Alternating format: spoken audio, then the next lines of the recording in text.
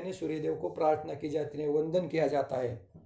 सूर्य की आकृति तैयार कर उसकी विधि पूर्वक पूजा की जाती है। देखो, सूर्य को वंदन करने के बाद सूर्य की आकृति तैयार की जाती है रंगोली से, उसे विधि पूर्वक उसकी पूजा की जाती है। नए चावलों से उसे भोग लगाया जाता है, और नए जो चावल आते हैं ना, उसका भोग उसे लगाया जाता है।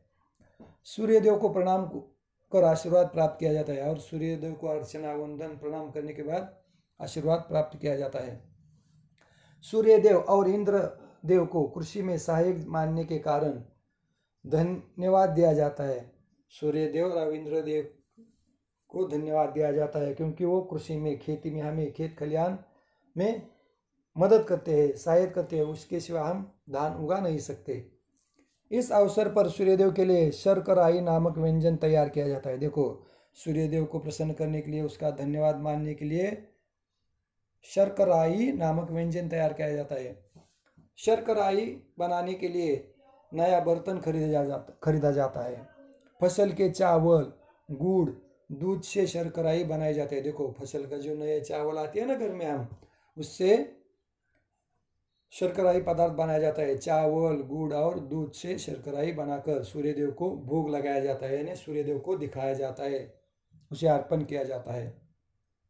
जिस बर्तन में यह व्यंजन पकाते हैं उसकी किनारी पर हल्दी का पौधा बांधा जाता है। देखो, शुभ शकुन के माध्यम से हल्दी का पौधा जिस बर्तन में, नए बर्तन में ये व्यंजन पकाते हैं ना, उसके एक बाजू को हल्दी का पौधा बांधा जाता है, क्योंकि तमिल लोग हल्दी को बहुत पवित्र मानते हैं, उसकी पूजा करते हैं। बच्चों के बाद बच्चों में प्रसाद और गंडेरिया बांटी जाती है। बच्चों को प्रसाद दिया जाता है, और बच्चों प्रसाद और साथ में गंडेरिया भी बांधी जाती है हल्दी के पौधे की।